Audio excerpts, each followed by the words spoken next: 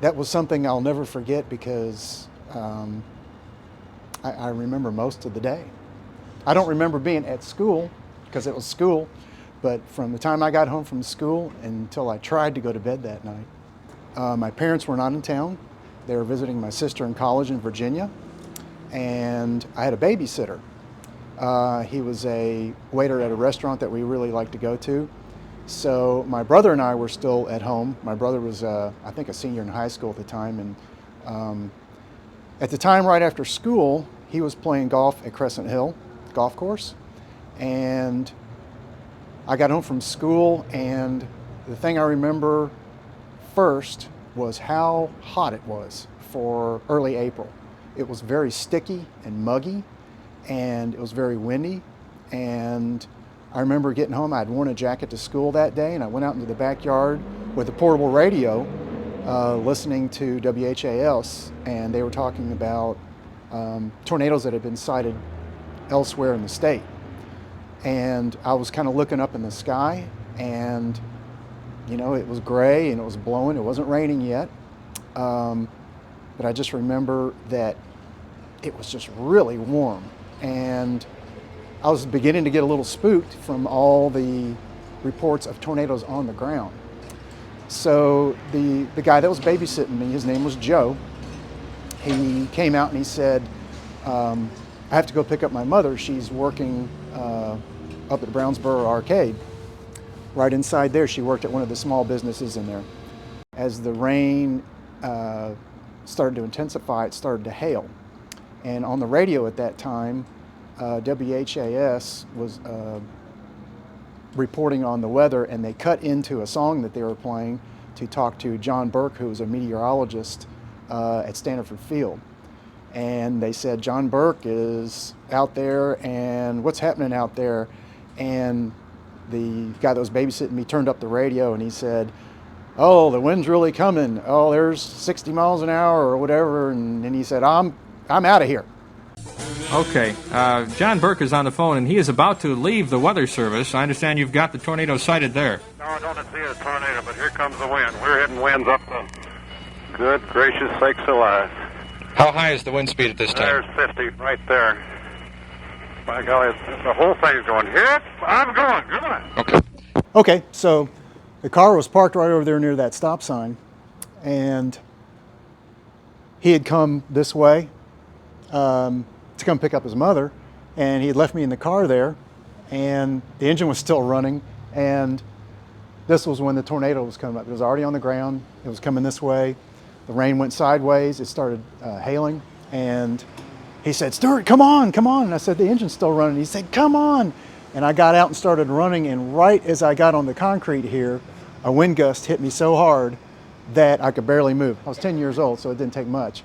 And then I got up here, and there were already some people inside here, and he was going, come on, get inside.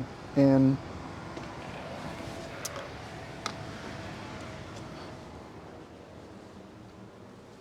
so I would say there was 8 to 10 people standing right here, and there was a tornado right there. And just about the time I got in here and turned around, there it was. I just remember seeing what looked like a bunch of clouds swirling around.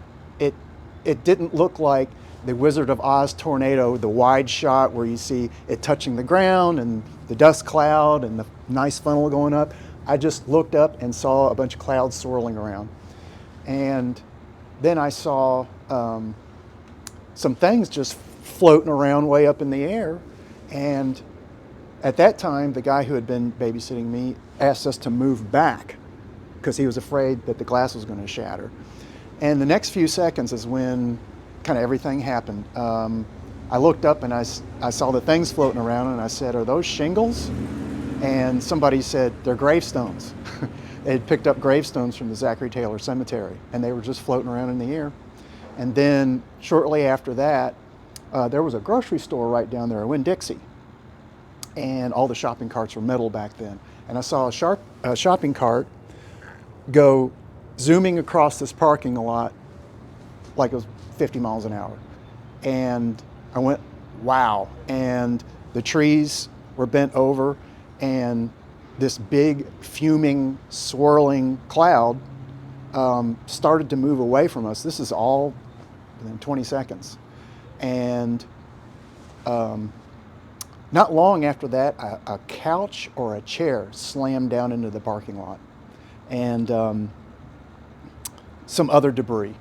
And I remember thinking, that looks like it's headed to my school. And somebody said, oh, it's headed down to the school. I hope nobody's there. And of course, the first thought I had was, I don't think I'm going to school tomorrow. So I had the experience of, right after the tornado passed, of getting into a car and going toward the Hillcrest area of Crescent Hill to see one of the hardest hit areas. And so we got on Brownsboro Road here and took a left and started going towards that part of town. And we ran into, of course, multiple places where we had to drive around debris in the road, drive around or back up and take another route around down trees. We finally, probably took us an hour just to get there from here. And as you know, it's probably normally a, 10, 15-minute drive. And I don't remember how many detours we had to take, but it was a lot. And when we got to her street, I don't think I saw any houses that had been just completely leveled, but there was damage everywhere. And there were a lot of mature trees that had come down on houses. And I remember as we were driving past one of the houses toward her house, seeing somebody brought out on a stretcher. And so that, I'll never forget that.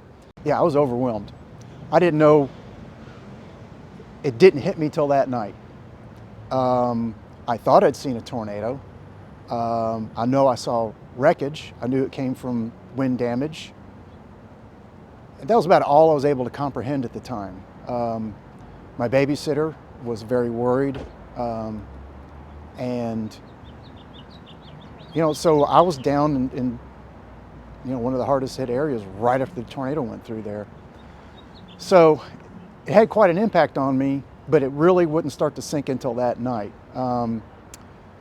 We eventually made it back to my house and realized, so we lived near Northfield, which was probably the hardest hit residential area from the tornado.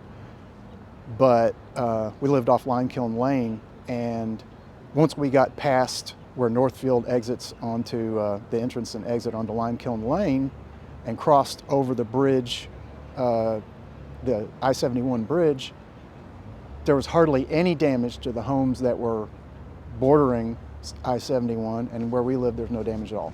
And we were just, so it missed us by a quarter mile, and my brother slept through the whole thing. What was going on with you all staying at the hotel in Williamsburg, Virginia, when you heard about that? And he said, well, we saw it on the news first. He said, and the first thing your mother tried to do was call. Well, the phone lines were down. And that's when they began to freak out. And then they called my grandfather, who lived in Anchorage. And they said, are they okay? And he said, I don't know, I'm getting ready to go over there. So at some point in the late afternoon, he drove over to where we lived, and he had to take a number of detours himself, and he had to end up parking his car and in his 70s walk a good distance to our house. So there we were at night, no electricity, bang on the door, who could this be? And it was Grandpa, trying to see if we were okay, and then he had to make all his way back and call them and say they're okay. And I'm sure that period of time, as a matter of fact, my father told me that period of time until they heard from him again was they couldn't get a flight back, because I think they closed Standiford Field at least for that day, or maybe the next day. I don't know how much damage they had at the airport, but they couldn't get in, I think, till the next day. So before this happened, I was very afraid of thunderstorms. And then for the few days after it happened, I was just terrified because I was 10 years old. But not long after that, I became very interested in weather, especially storms. And this was before there were storm chasers. But when there was severe weather, especially in the southeast, I'd keep an eye on the radar. I don't know, you could probably count the number of weather forecasts on the evening news that I missed on one hand for a number of years after that. If I ever met a meteorologist, I would, just like I have with you, start talking weather. The last job I had before my current one, a guy started to work there. They hired him after I'd been there for a few years, and he was a musician too. And we talked very briefly about music, but I found out he was interested in tornadoes and everything, and now that's all we talk about. Anytime we message each other, it's when supercells are around. So, and we joked around temporarily about becoming storm chasers ourselves. So fascinated by weather phenomenon, specifically tornadoes, because I'll never forget what it looked like. It was big, smoky, scary, and deadly. So I would say that's the effect it had on me, is just an ongoing amateur level interest in weather.